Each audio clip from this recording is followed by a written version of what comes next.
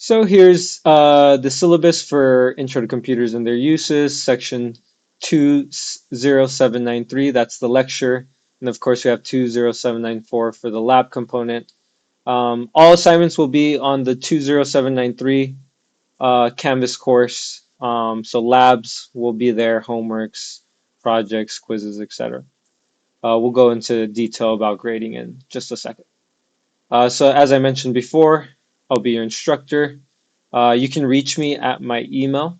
So that's byrsw@laccd.edu or at lahc.edu. Either email will work. So my office is NEA 155, but office hours will be held virtually on Zoom. That'll be Mondays and Wednesdays, 9 a.m. to 11 a.m., and Fridays, 3 p.m. to 4 p.m. You can find a link to my Zoom on the syllabus and also in the Canvas modules if you navigate to that modules tab. It'll be one of the first links. If one of these times doesn't work for you, that's okay. I am available to meet outside of these hours by appointment. Just reach out to me via email or Canvas and we can schedule an alternate time. This is an asynchronous course. That means you can take the course at your own pace, at your own time. Assignments and grading are via Canvas. Um, as far as reaching out to me, feel free to reach out, like I said, at that email. Notice LACCD or lahc.edu. Either one works. Or you can do the Canvas messaging, which works just like the email does. So students can expect to receive a response to their emails within 2 business days. Please plan accordingly and allow sufficient time for any questions or concerns to be addressed. Any immediate concerns can also be addressed during office hours. So yeah, if you need to immediately talk to me, right, there's always office hours. Don't wait till the last minute, right? Like maybe you reach out to me on a Friday. You probably won't hear back until Monday. I'll do my best, right, to reach out on the weekend as well. But yeah, if it's something pressing, just don't wait till that last second, right? Where he might not be able to reach you right away. But like I said, office hours, that's also another mode of communication. So this is 3 semester units, the lab and the lecture put together, totals up to 3 semester units. There is no required text, though you'll notice there is a link to a textbook. I'll put optional readings, occasionally, maybe some required readings. But for the most part, as long as you follow the lecture material, that'll be the slides, which I will just be going over the slides in the posted videos. As long as you go over those and watch those, you should be fine and have enough information to complete those assignments. So this is the course description. It covers lots and lots of topics on computer science. We won't go very deep on these topics, but we will be covering a lot of different ones. So that's information systems, database management systems, networking, internet, e-commerce, ethics, security, hardware, software, and even web page development. The labs will be the more hands-on components where you'll be able to kind of do your own projects. And I'll talk about the labs and how they relate to the final project in the course. And hopefully, right, all of this information will help you prepare for a future career in any branch, right, any field. Because now, as we know, right, computers are everywhere. That'll be one of the things we'll talk about in this first week.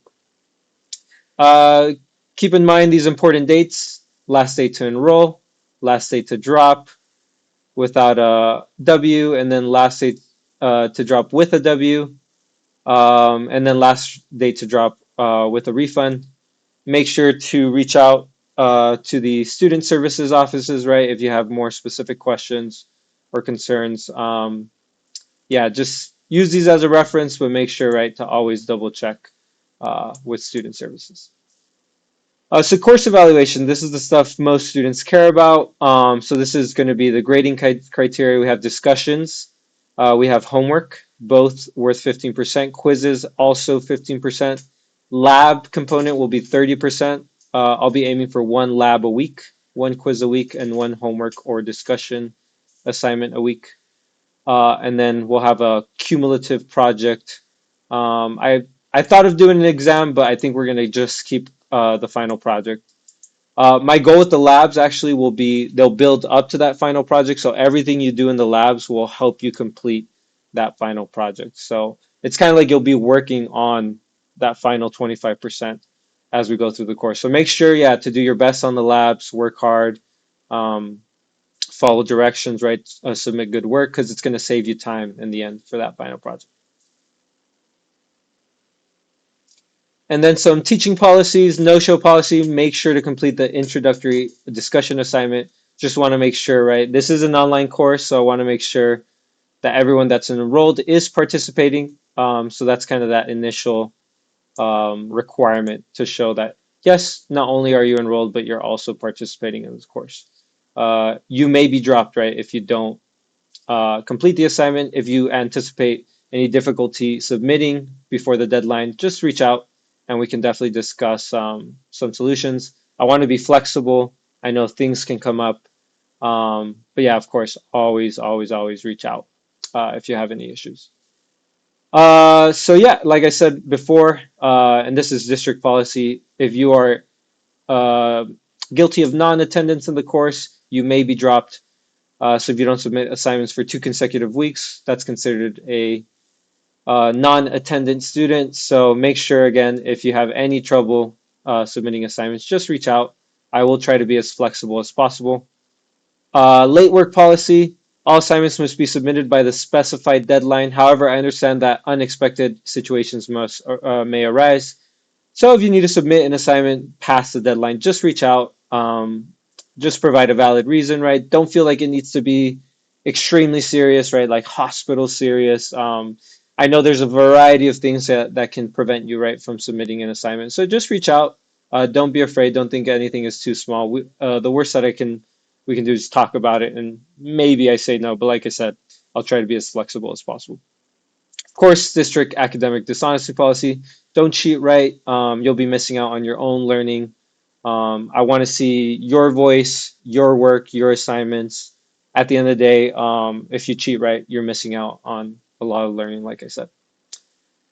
So some student resources, I put in some library resources. So there is free printing, there's laptop, textbook, calculator checkouts at the library.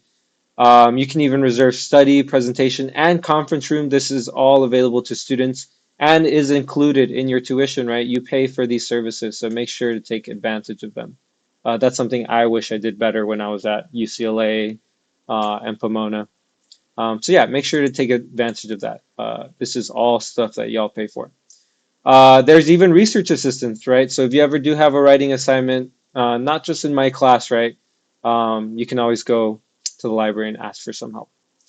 Other services are the disability student services, so special programs and services here on campus. If you need any accommodations, do not hesitate to reach out. Um, as well as Title IX resources. So if you're ever the victim of sexual harassment or any sexual misconduct or assault, these services are there for you, whether it be with another student, faculty, as long as that's, on campus, make sure to take advantage of these services that are here to protect you. And these are the course objectives. We'll try to get to all of them. There are many, many here. Like I said, we're going to be covering a lot of topics. Of course, we're not going to go very deep in them, but hopefully it'll spark an interest in some of these topics. Maybe explore them further in another course, either with me or some of the other professors here on campus. And here are the student learning outcomes. We'll definitely get to these. So we'll become competent in some software, some internet concepts.